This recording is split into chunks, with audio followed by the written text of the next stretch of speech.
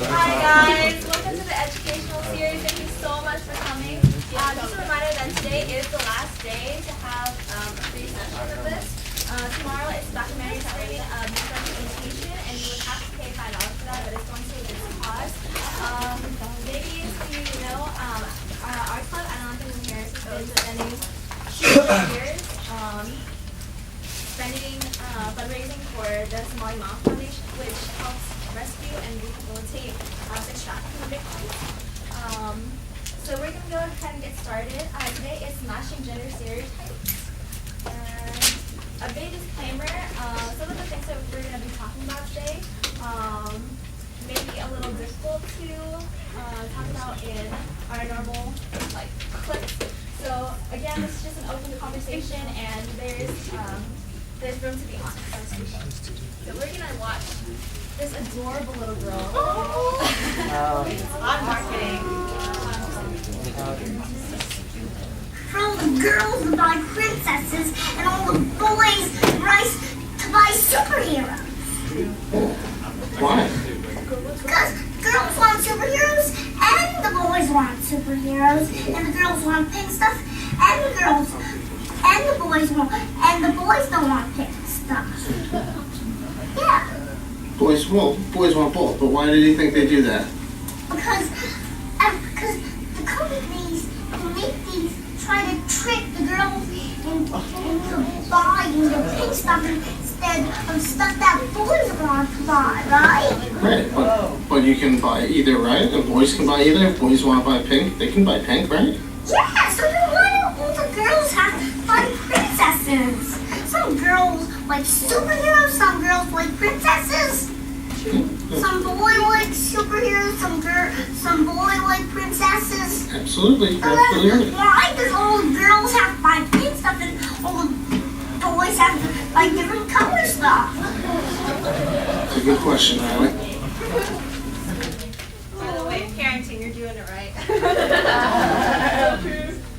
All right. If I'm doing it right. Okay. So, Leanne, you want to take it over? All right.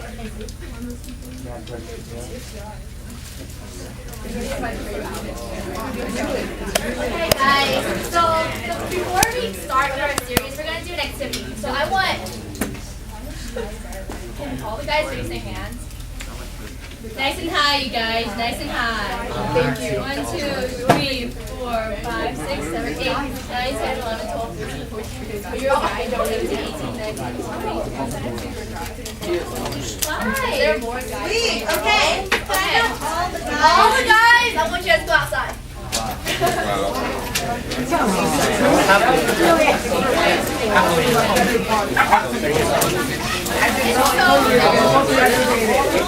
Oh my God! It'll be fun.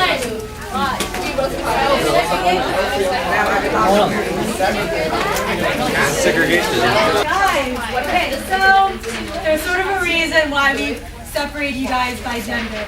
What we're gonna do is that with this piece of paper, you guys are gonna come up and grab a marker, and you guys are gonna write down stereotypes that are held up against men. So anything that relates to men, smelly, stupid, all that stuff, write it down here. Just stereotypes. Words that describe men. I'm thinking it, but I've done it. Positive stereotypes and negative Have fun with stereotypes it. about Go men. nuts. Any that you guys could ever think of, every word that you've ever called them behind your back, everything you said, and you figured in your best of dreams about Andrew. you guys, write it all down.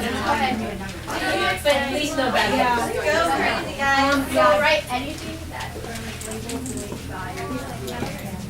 I know, like, they don't listen. Hi, Tyler. They are like,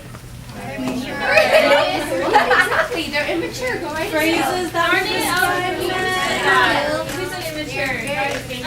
immature, irresponsible, untimely, handsome, chivalrous.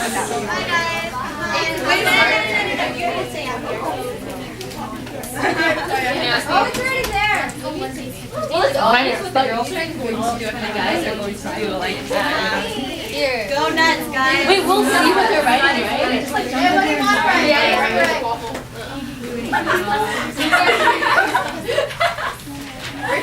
you want it? Okay, do pretty. Okay, do pretty. Katie.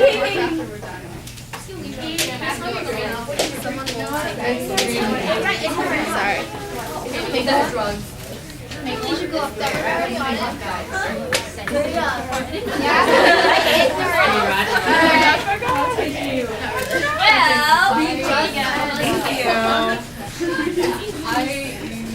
They're fruity, but it's fruity. Childish, alright.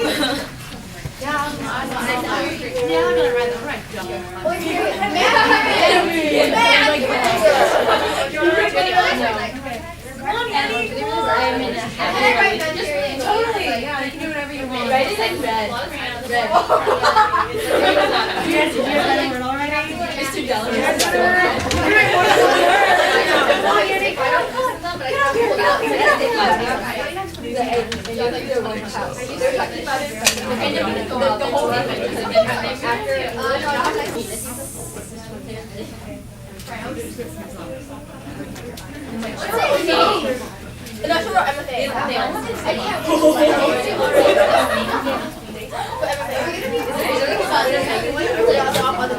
Kelsey. Man period. Is that it? I think they're gonna be like, what is that? They're gonna write the guys are The guys who like not write PMS. They probably would. They probably wouldn't know like the full actual name for PMS, but they'd probably write PMS twice. Yeah, won't write PMS and then they'll come in and see it. It'd be butthurt. 3, 2, 1. We're done. Okay. Alright, guys. We're done. Alright, bye.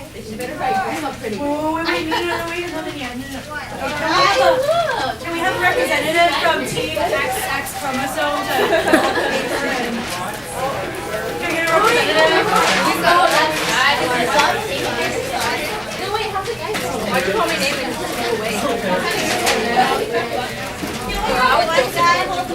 Can we have one girl hold this poster? Anyone? One girl. One. Oh my god.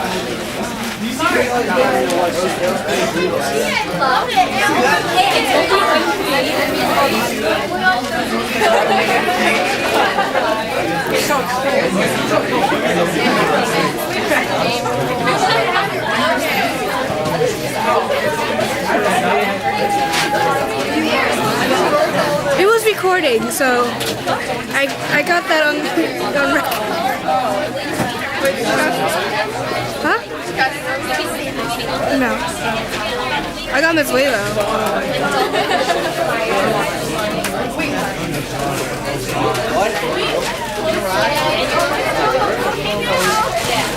Is the camera recording? Yes. Guys, settle down. So are you guys excited to see what you guys wrote about each other? Curious? No. Alright, so which one should we show first? The guys? The guys? Both at the same time. Wait, stereotypes about guys or what? Girls are Stereotypes? Guys stereotypes? Oh, no gender stereotypes. Yeah, ladies words. Okay. I can't. Okay. So in this activity, only the guys can talk. The girls can't talk. Okay? So you guys are just gonna listen. Alright. Okay. So the first thing was Harry. So do you guys agree that you guys are near. Okay, this is like Mother Nature. It's normal. Okay. Conceited. Do you guys think you're conceited? Yes, who thinks they're conceited? He's so conceited. I know too much.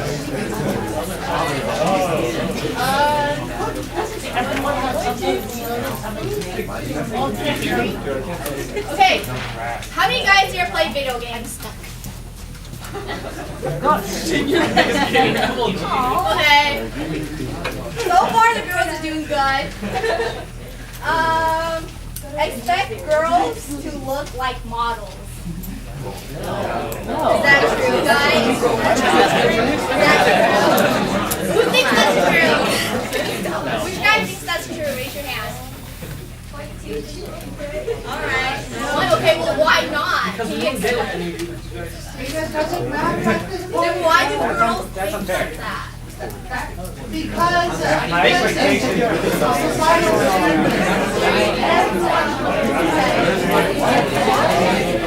Messy? Guys are messy. Do you guys agree? Yeah. Agree that you guys are messy? Why? Why do you disagree? Okay. Okay, you guys ready to open the girls? Good job, girls.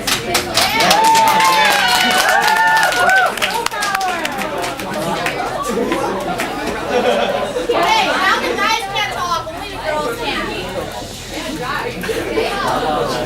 Okay, so the first one is insecure. Okay, do you girls think you're insecure? We're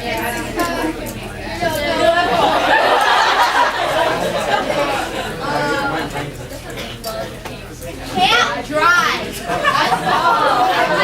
Do you girls remember that?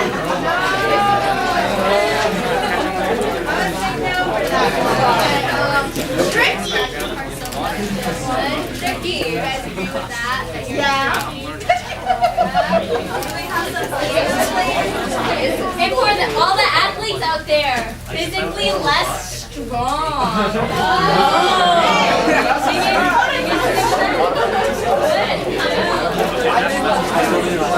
Wait, one more guys. Bipolar. Okay, so for these activities, the main okay, listen up, guys. So these are like the labels that you guys view each other's gender as, right? But then there's some that you guys written that could apply to both male and female. Like, someone raise their hand and like name some that could be shopping. Pansy.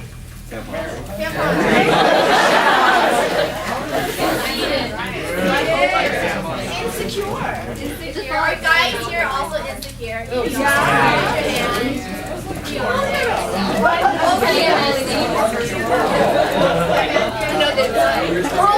Okay, so one question I have for you guys to think about is that are these labels that we're supposed to live up to? Like even though they're like both guys and girls, like there are also some good labels such as caring and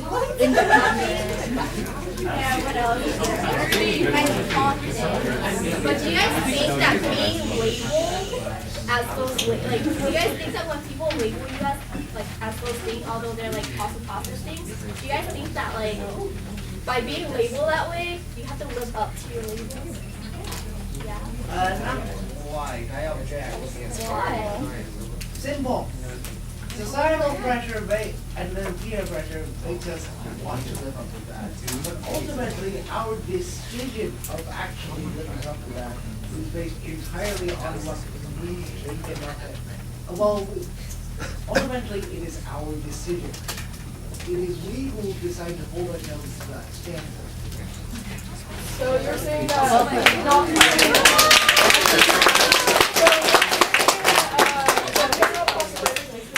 you're saying that the majority of us cannot be brainwashed. That we are invincible. And not Outside of it. I didn't say anything about brainwashing. I didn't say anything about not being influenced. I meant that to some degree and to some extent, we are somewhat in charge of ourselves, right? Yes. Yeah. Of course. All agree with that. Can you give a round of applause?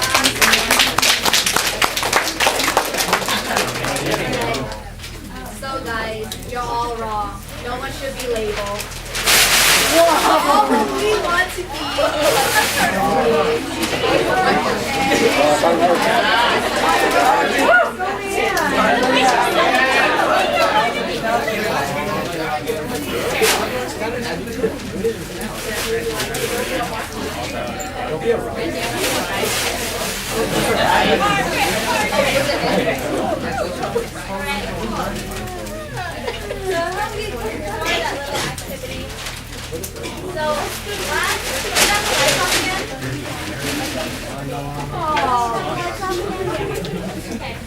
So last time we didn't get to finish this conversation, but can we have some brave soul read this, please?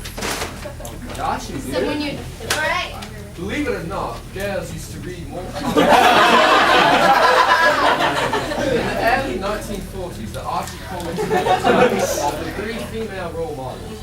Career girls who became nurses or secretaries, swimming carriers, bubblegum ladies like Betty and Warner, no catfights over Archie. Wonder Woman blew these stereotypes away. She was strong enough to kick Superman's ass, didn't need a guy to be happy, and had a job tracked at. One of Marston's stories took her right into the Oval Office as President of the United States. And yet, even as Wonder Woman battled the Nazis and crime, there were episodes of bondage that were, at best, cringeworthy, and at worst, the stuff of Marston's sexual fantasies. She became the first female member of the Justice League of America, and she was relegated to the role of secretary.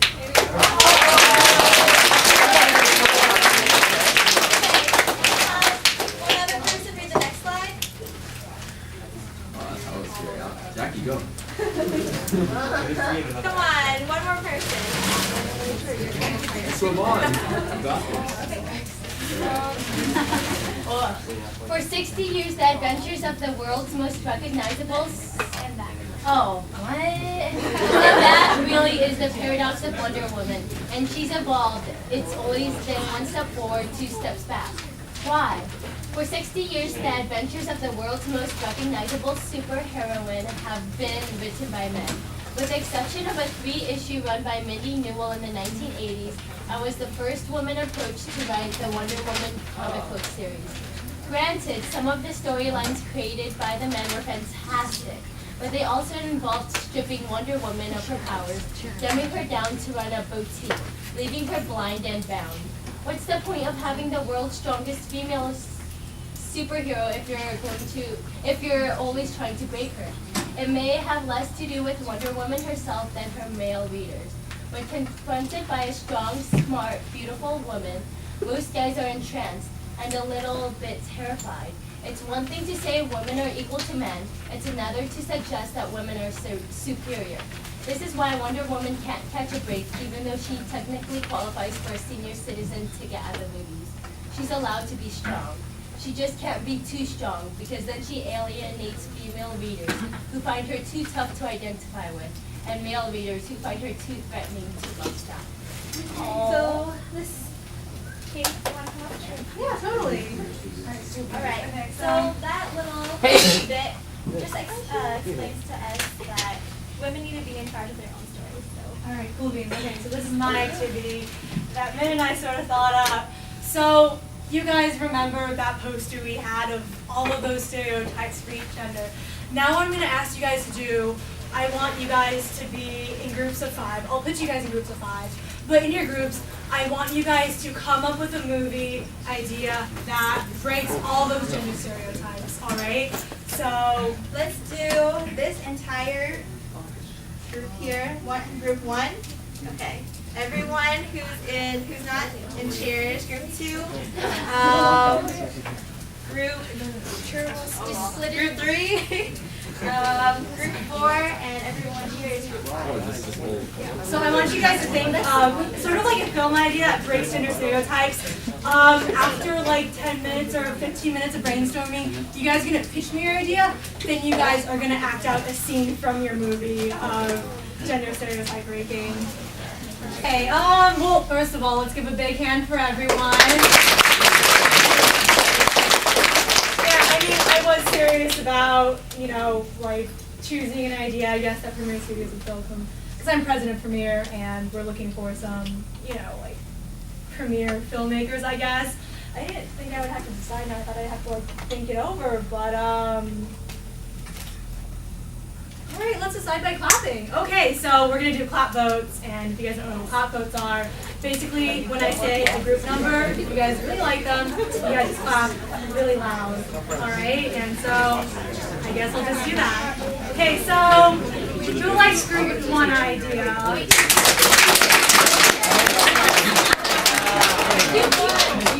right, okay, that was pretty cool.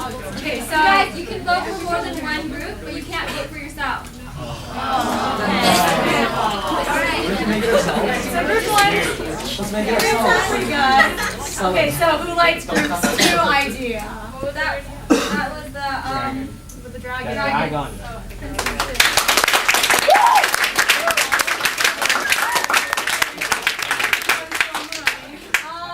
Who liked group 3 idea with the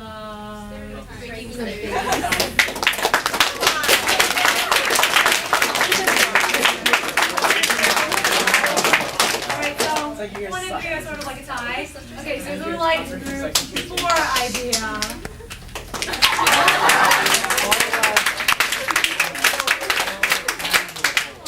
Almost there. Group 1 and 3 are kind of still running. All right, so who liked group 5's idea?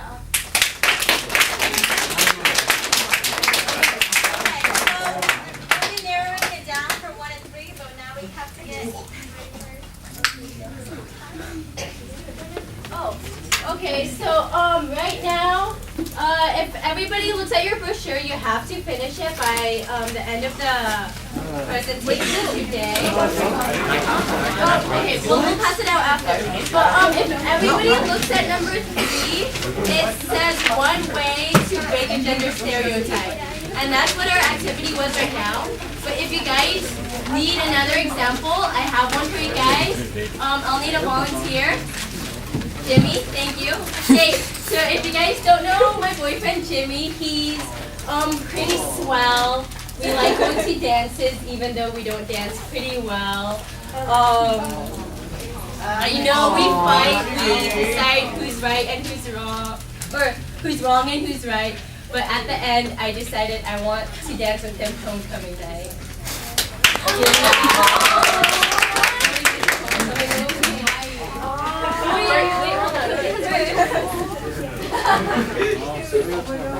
Yes.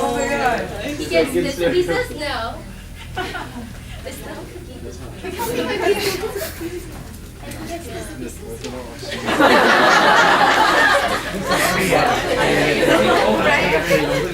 Oh, the nose like cookie. Wait. Everybody see the nose? See? I get one choice.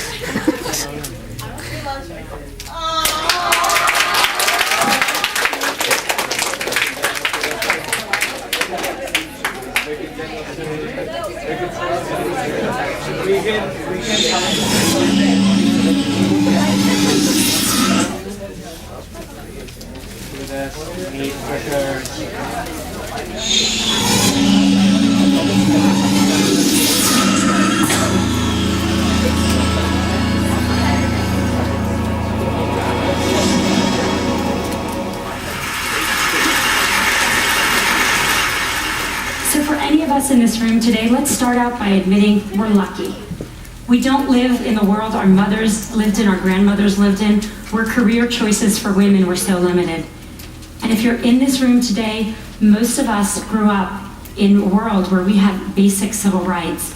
And amazingly, we still live in a world where some women don't have them. But all that aside, we still have a problem, and it's a real problem. And the problem is this: women are not making it to the top of any profession anywhere in the world.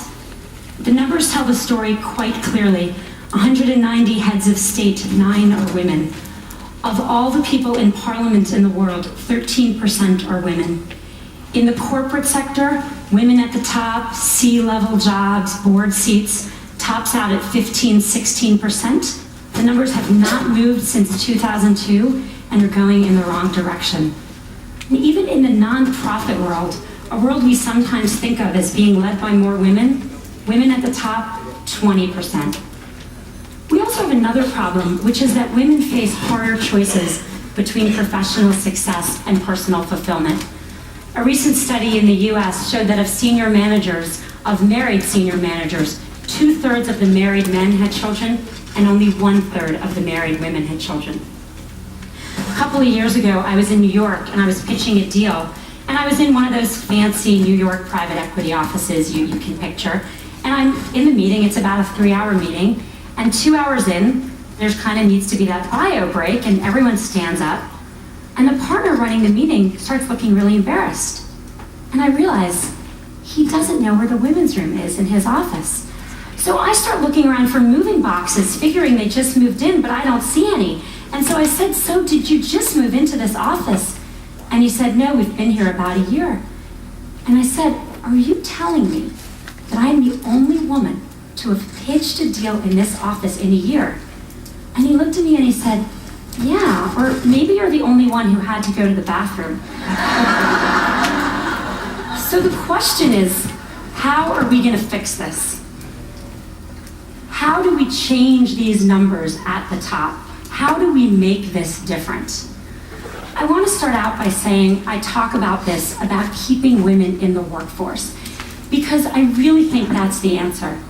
In the high-income part of our workforce, in the people who end up at the top Fortune 500 CEO jobs or the equivalent in other industries, the problem that I am convinced is that women are dropping out. Now, people talk about this a lot, and they talk about things like flex time and mentoring and programs companies should have to train women. I want to talk about none of that today, even though that's all really important. Today, I want to focus on what we can do as individuals. What are the messages we need to tell ourselves? What are the messages we tell the women that work with and for us? What are the messages we tell our daughters? Now, at the outset, I want to be very clear that this speech comes with no judgments. I don't have the right answer. I don't even have it for myself. I would love to listen to Cheryl's left entire speech, but I think our guest speakers today can say it a little better. Please introduce please welcome our guest speakers for today, Melissa June and the Santa Clara County Alumni Association of Madison and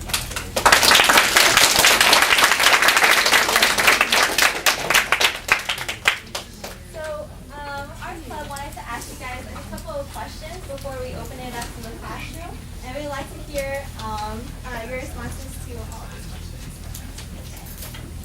So, what did you first see gender needs? Maybe we'll do a quick short introduction so you know who we are and what we do. I'm part of a sorority called Lambda Sigma Gamma, and I have some of my sorority sisters with me. I'm part of the Alumni Association in Santa Clara County. So I think you know who I am. I'm Miss Ng. I'm the associate principal here, former AP World History teacher. And this is one of my sorority sisters, Heather. I'll have them introduce themselves and tell you what they do a little bit. So no problem. So my name is Heather Ray. I am a member of Lambda Sigma Gamma sorority. I actually manage the Verizon wireless store on Blossom Hill Road, and I've been with Verizon for about 8 years now. Hi, I am also a sister of Lambda Sigma Gamma. My name is Victoria Marie Salas-Salcedo, and I am a middle school teacher in Milpitas at Rancho Milpitas Middle School, and I teach English language development. So English for non-native speakers of English. Alright. Hi, I'm Melissa Young. I'm the Associate Marketing Manager at CPB, which does psychological assessments, and recently graduated from Santa Clara University's MBA program, where I was involved with the Women in Business Network. So, Ms. A, when did you first see gender inequality? I think we see it everywhere all the time, from when we're young to when we're old. It's really more about when we actually recognize it, because depending on how you grow up and what type of family you grow up in and how you're raised, a lot of the stereotypes and norms are learned at home. For me, it's very different because I didn't grow up in a nuclear family. I didn't grow up with my parents. I kind of like lived with a whole bunch of different people. So my perspective on gender equality is completely different from the norm. I actually was raised mostly by women. My 5 different aunts who I grew up with. So for me, growing up, I've always seen women as extremely independent and strong and powerful because I just didn't have the male role models around. So I'm sure you might have the same experience if in your household that's also the case. Anybody have similar situation where your household is ran by a woman instead of a man? Single mom perhaps, right? So I think the way that you feel inequality and your experience of it really has to do with how you grow up and how you experience it. Now when it comes to the workplace though, gender inequality is definitely everywhere. I work in education, so the stereotype for education is what? Yeah, that it's women, so I guess I fit the stereotype, so to speak. But if you look at this school though, what do you think about at the high school level in terms of our teachers and gender? Yeah, it's pretty equal here, right? Maybe Victoria could tell us a little bit about the middle school level? Well, it is a little bit more women than men, and the farther younger, I guess, kids you go, the more women there are, because women are seen as more nurturing, so usually they are geared or guided towards teaching the younger kids, whereas men are guided towards teaching the older students because they are seen as more professional and more knowledgeable. Which is a stereotype. Less nurturing, yeah, which is a stereotype. And what about in the business world? Definitely more dominated by men. So I've been a part of a leadership team for the last 3 years in a management level or above. This is the first time in 3 years I've had another female member on my team. So I've always been the only one in a team of males. It's very primarily male dominated. And it's, at the higher up you go, the less women you see. Yeah, I've definitely seen the higher up you go, the less women you see. I've also seen a lot as far as, it depends on the company culture too. So I was previous to this, I was at an engineering company where it was probably about 80% male, 40s, 50s, 60s engineers. And a lot of times when you're going into those sort of situations, you don't realize it until you get in that company. So one thing I would say, when you're going to look into the workforce, when you're looking at different companies, definitely look at company culture, because that is a big part of it. If you're a female looking to get into a certain company, look at how many women are on the board. Look at how many women are at the C-level. Like, you'd be really surprised when you look and see that there's not as many as you would think. Question number 2, do you expect to see a female president in your lifetime? Yes. Hands down. Definitely, of course. I think for our lifetime in general, we've seen a lot of diversity changes. For our age bracket, there have been a lot of things that have changed in making our community and our country more diverse. I'd say your generation is probably the most likely to vote for a woman president. As a matter of fact, in my class today, we were talking about civil rights, and we were learning civil rights vocabulary and talking about women's suffrage and things like that. And they had brought up, the students were like asking who the vice president was, and I explained what it was. They said, well, when are we gonna have a woman? And I didn't even prompt them, because a lot of times I kind of guide them to help them get the answers and learn the vocabulary that I'm trying to get them to. They brought that up all on their own. They said, we need a woman. They said, we need a woman president. That kind of made me stop for a minute, but it was exciting to hear, just without me prompting them. How many of you are close to being 18? How many of you will be 18 when you graduate? Like, very soon. Okay, so maybe use an opportunity to just remind you that when you do have the right to vote, go and do it. Don't think that your voice will not be heard, because if you're not the person going out there to make the choice, you're letting everybody else choose for you. And we're definitely not promoting that you have to vote for a woman president. I mean, you vote by their political platform and their ideas and what you believe in, but exercise that right. Yes. Okay. How do you feel about gender-specific drug boys? I don't know if I should talk about this because I'm my stuff. Well, any derogatory term is bad, first of all.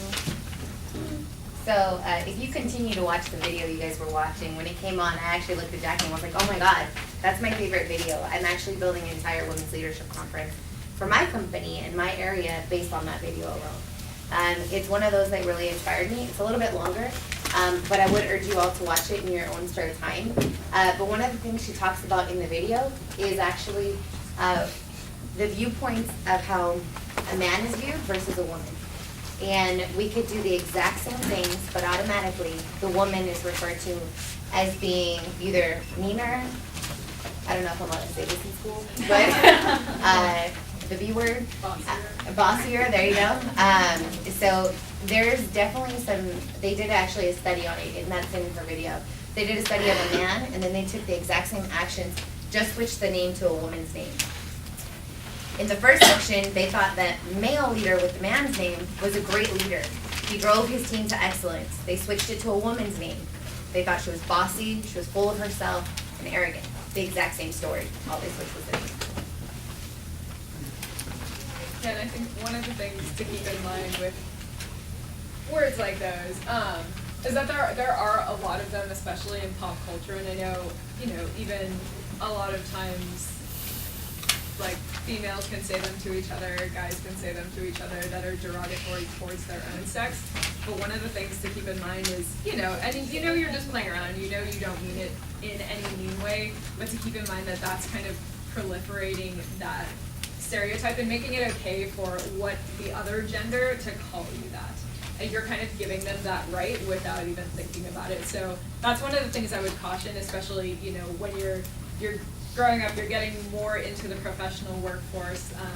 You want to be careful about what language you're using, especially things that, may have implications that you don't want them to. And the last thing I would add is just from a perspective of someone who's teaching younger kids, you are role models, even though you may not feel like it, or you may just be like a couple years older than your younger brothers or sisters, or your friends' brothers or sisters, but by using this language, you're giving them permission. So if they hear you do it, they want to do it too. So even if you may not agree, or you know what context you're using it in, they're not going to grasp that context, and it's just going to continue on. Sorry I missed what you said, but as a staff member on campus here, if I could just encourage everybody to not use the poor language and to really address other students who do. You don't have to be mean and have an attitude about it and say like, you should be saying that, don't start a fight or anything. But if you hear people say things that are inappropriate, let them know, like, we don't do that here. Say stuff like that. And, you could definitely get a support from a staff member too if you feel like, people are disrespecting you in any way by calling you a certain name and so on and so forth, because that's just not the culture we promote here at the school. And if I could introduce another one of my sorority sisters, Carmen, can you just introduce yourself? Hi, my name's Carmen, and I'm an attorney. I practice estate planning, and I opened up my own law practice actually right after I passed the bar.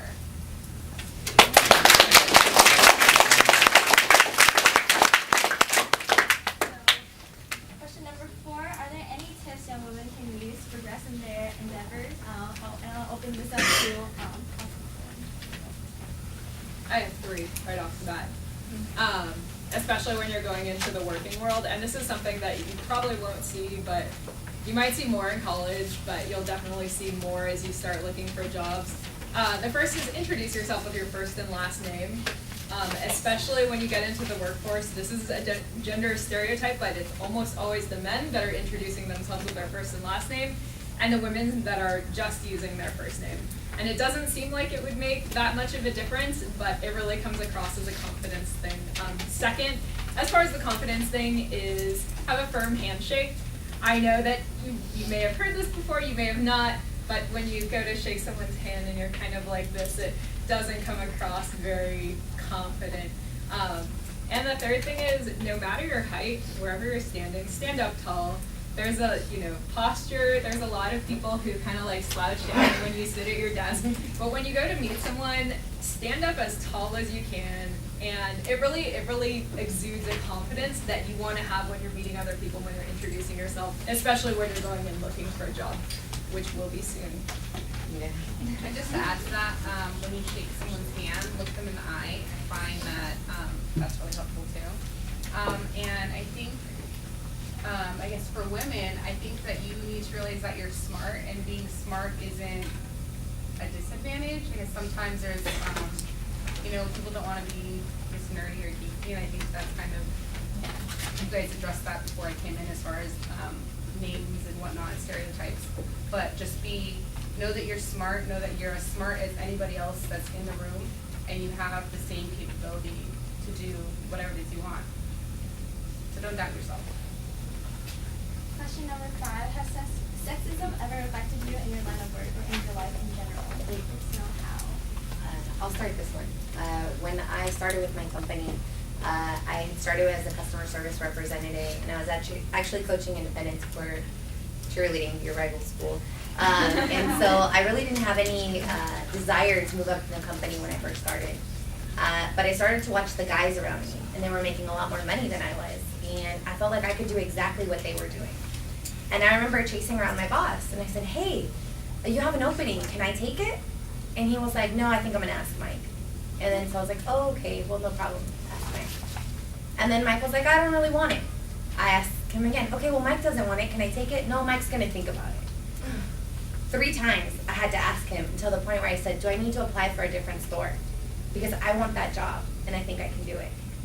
And it had to take me to have the confidence in myself to know that I could do it, for him to take the chance on me to put me in that position. But that was, I would say, the first biggest gender issue that I had to come across in my career, where I had to stand up for myself and say, I can do it, I'm good enough to do it, and I want to do it. I know one for me is 2 companies ago when I was getting interviewed. It was a 30 or 40 person company, and there was a man and a woman who both owned it. And so I was interviewed by the female owner, and she asked me all the regular interview questions. And then when I was interviewed by the male owner of the company, he asked me if I had a boyfriend and if I was planning on having kids anytime soon. I don't know if you know this, but you are not legally allowed to ask if someone is in a relationship or if they're going to have kids anytime soon.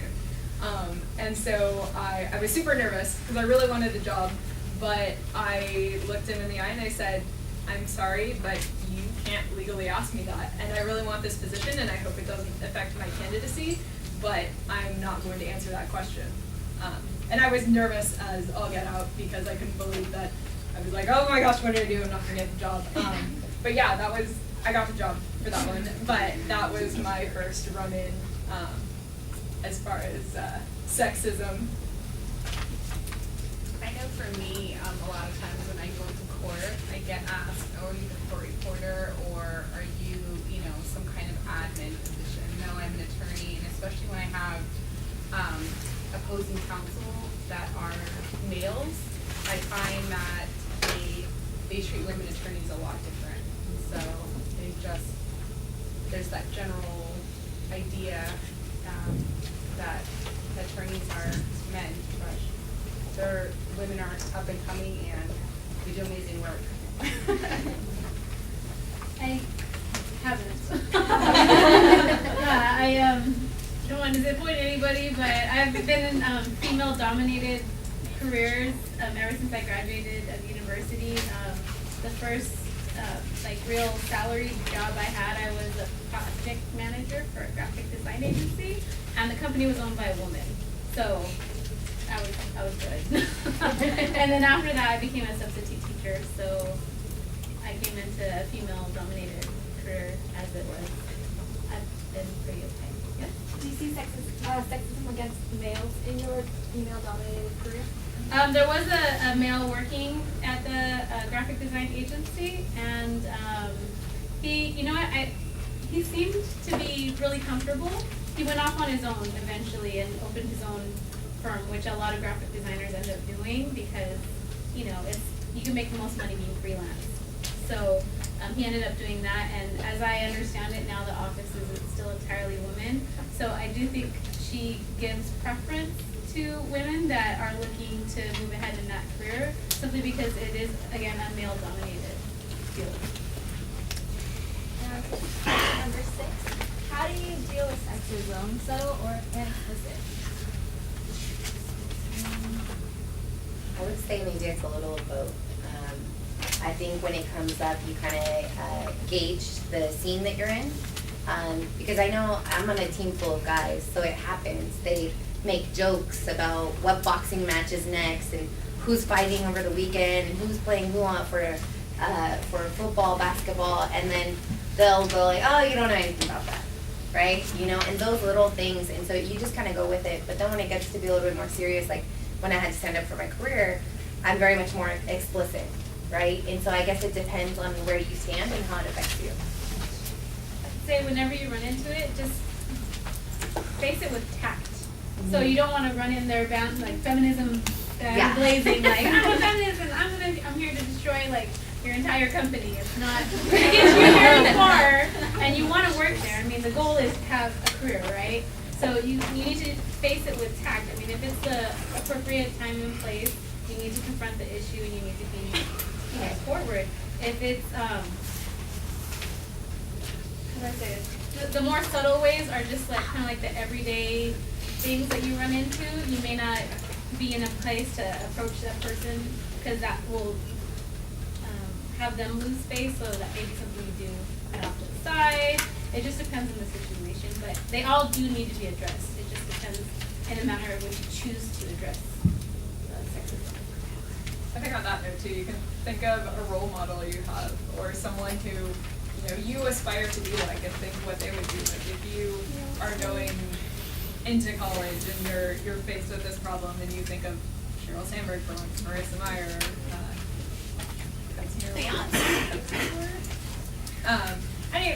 whoever your positive role model is, and think, okay, if I want to be like that sort of person, what would they do in this situation?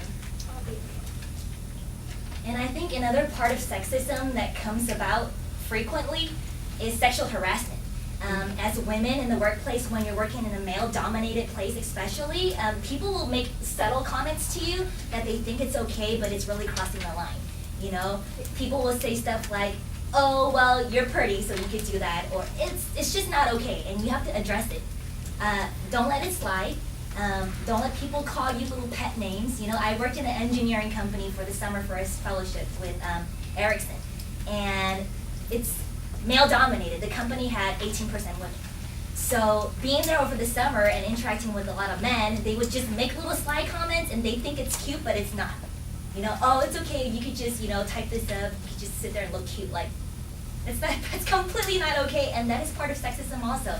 So have tact in how you stand up for yourself. You don't have to, be disrespectful about it, but you need to address it and don't let it just slide. And don't think of it as just a joke. You need to make sure people understand that that's not the way to treat you or speak to you. Question number 7, do you feel pressure to dress a certain way at work?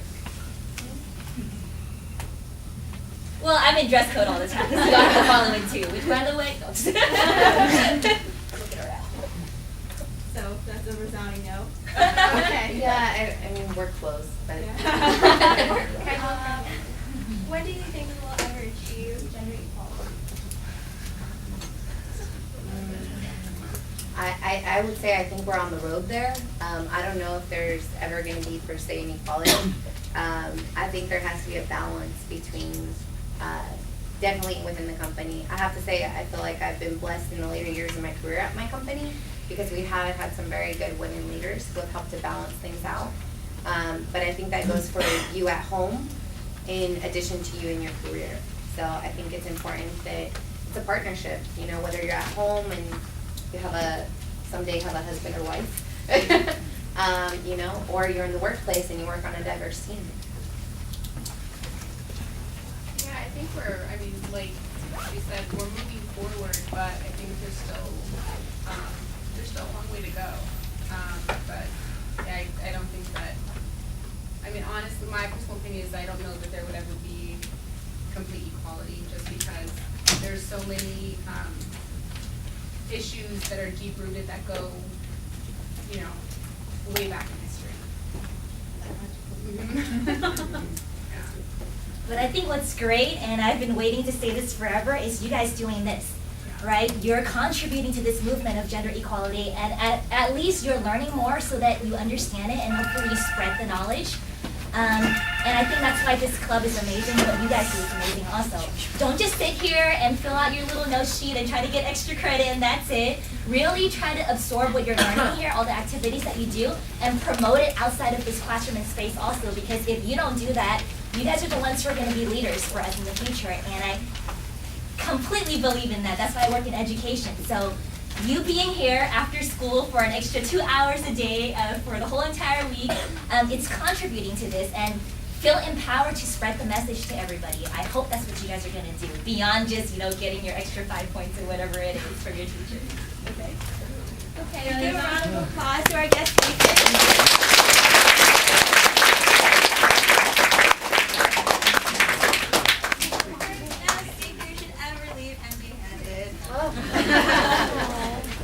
So we want to thank you so much for coming.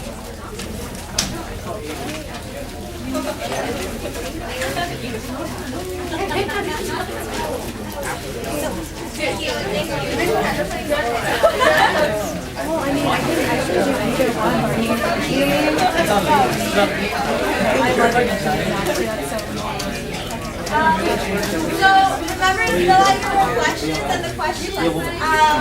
We're gonna go wrap this up. Unfortunately, we have very little time. So if you want to ask your questions personally, please come to the guest speakers later. We want to introduce the misrepresentation trailer before you guys leave. So Great movie, by the way. that's tomorrow. So come watch it.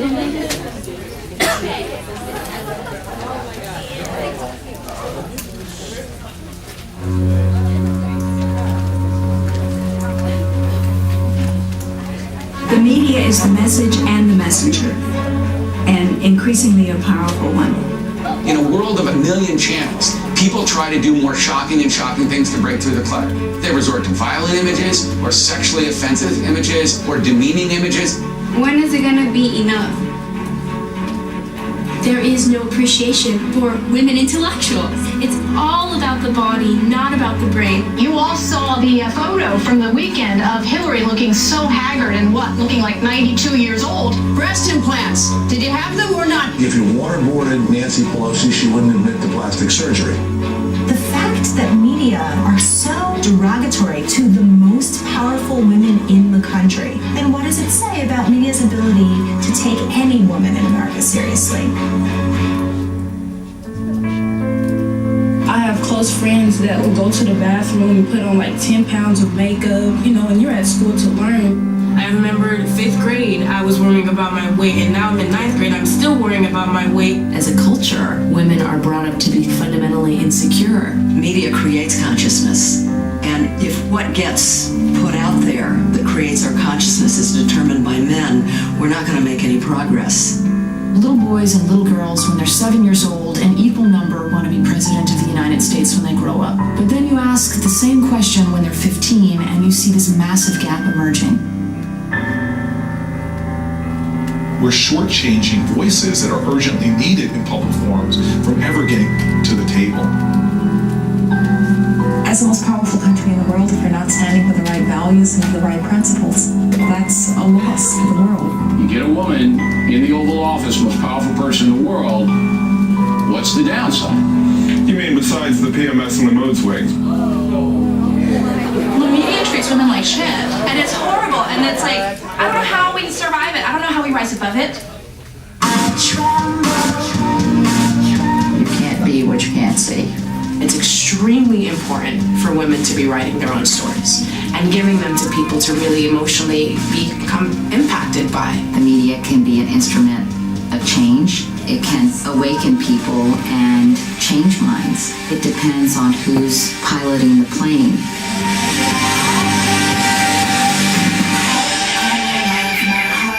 Keeps beating like a hammer. So thank you guys for coming, and please turn in your reflections to me.